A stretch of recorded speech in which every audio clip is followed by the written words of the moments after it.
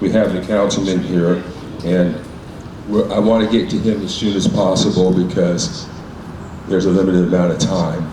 But I need to get us started. I need to set some ground rules. So my name's Rich Procida. I'm the founder of the Truth and Democracy Coalition, and I'm hosting this event.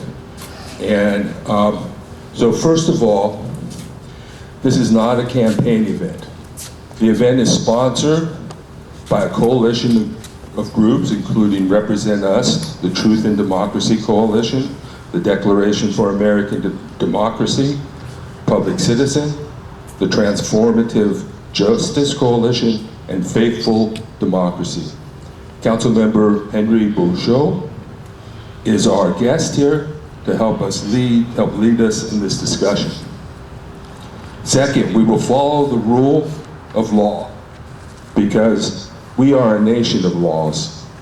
The American way of life is protected by our Constitution and the separation of powers.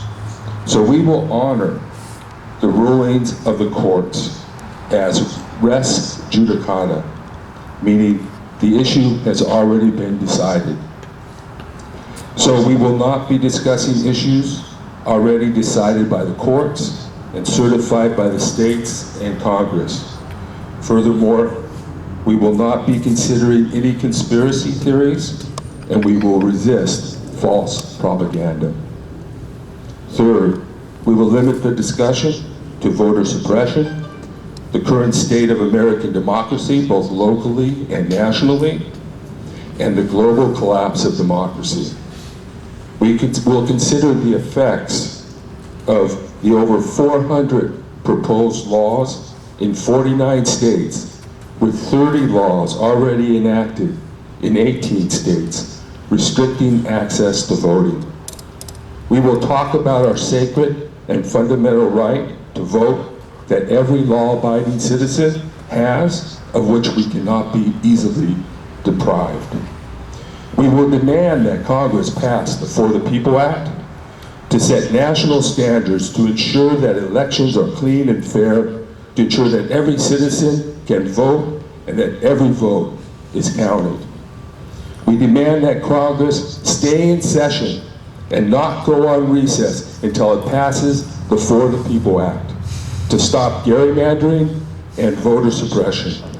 And gerrymandering is the process of drawing state and congressional districts in a way that benefits one party.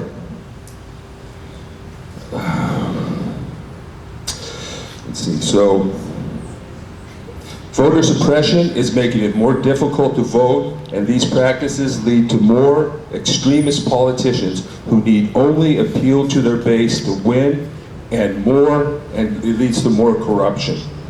We need districts that represent the interest of our communities, not the interest of political parties and politicians. So the For the People Act bans gerrymandering. This is why we must pass it now before we begin drawing congressional districts based on the soon-to-be-released census data. And these newly drawn districts will be in effect for 10 years.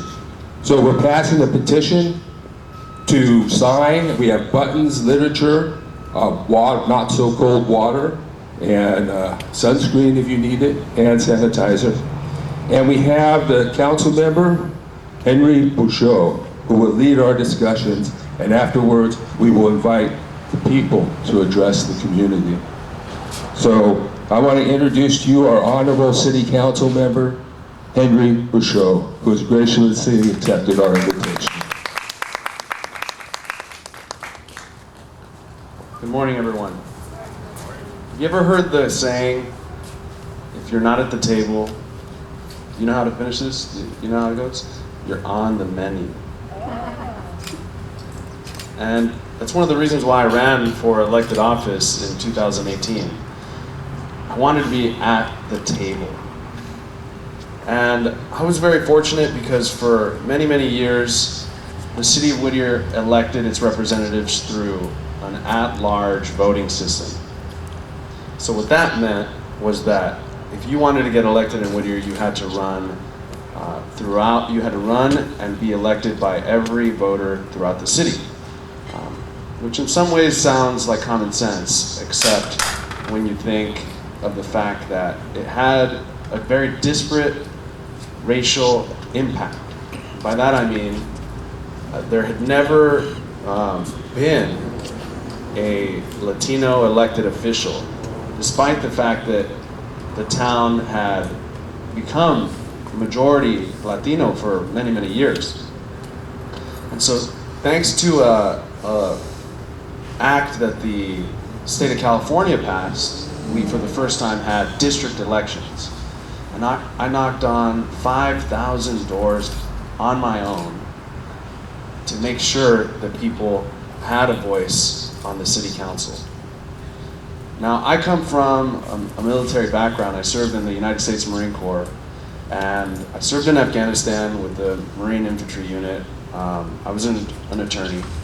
And if you remember back then, one of the major efforts that our military had, both in Iraq and Afghanistan, was beyond keeping the peace and building up civil infrastructure, was what?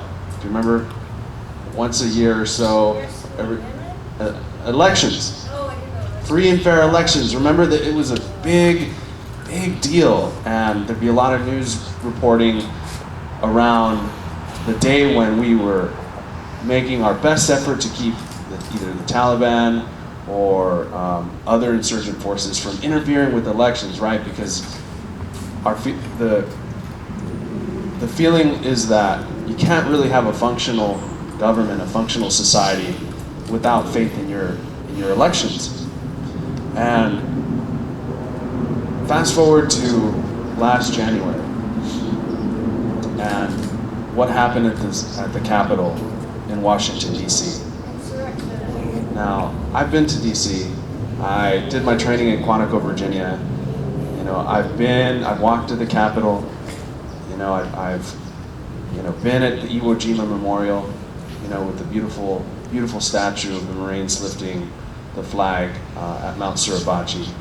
And I will tell you, that was probably the worst day that I've had, not only as an elected official, but as a civic participant and as an American. You know, I felt it in my gut, as if somebody had punched me personally. And I think part of it is that you contrast just what a leader we were in terms of spreading democracy throughout the world.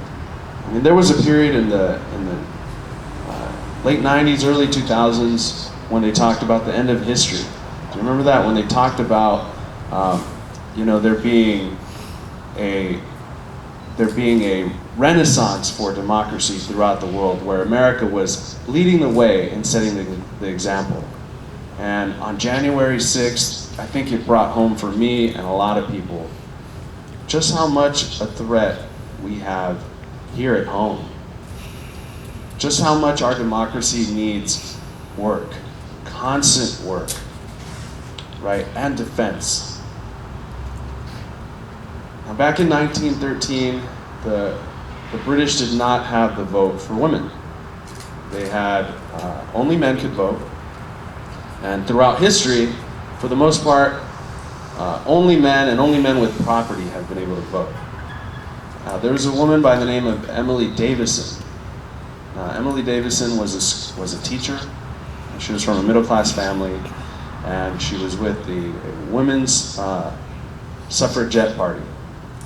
Now, Emily was a pretty great example of what it means to put your own self and your own life on the line for our democracy. Emily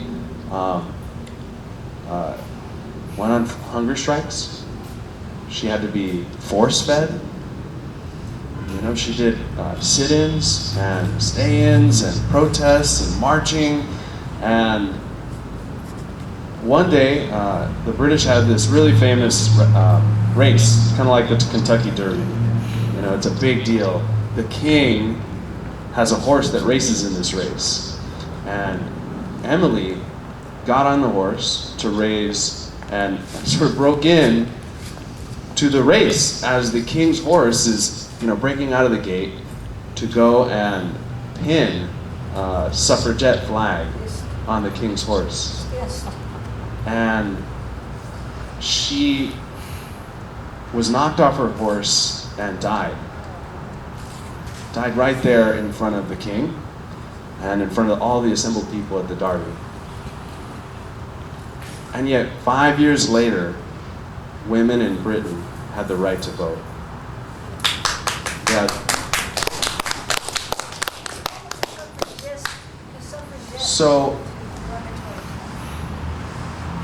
when I bring that up because it's an example of what's possible for us. Now, I don't recommend you jumping on a horse anytime soon, or necessarily putting your life on the line, but I think January 6th is a reminder of what is at stake. This is not simply a theoretical issue. It's not even just a federal issue. So in Whittier, after I was unexpectedly elected to the city council and defeated a 9-term incumbent who had first been elected in 1976, the state, so I got elected in an April off-cycle election. The voter turnout was about 18%. But the state passed a law that said that any city that wasn't able to reach 25% voter turnout had to either change their election in line with the state's primary or with the general election, which typically has higher voter turnout. Now, city council had to make that change, and they did. We voted for it. It was a big deal, and we saved hundreds of thousands of dollars by not having to do our own elections. One of the cities in the South Bay sued, saying that the law did not explicitly apply to charter cities. Whittier is a charter city. It's like our constitution, as opposed to general law cities, which fall back on the state's constitution. Well, that lawsuit prevailed at the appellate court level, was not taken up by the state Supreme Court. And now what do you think the majority on the city council did once that law changed?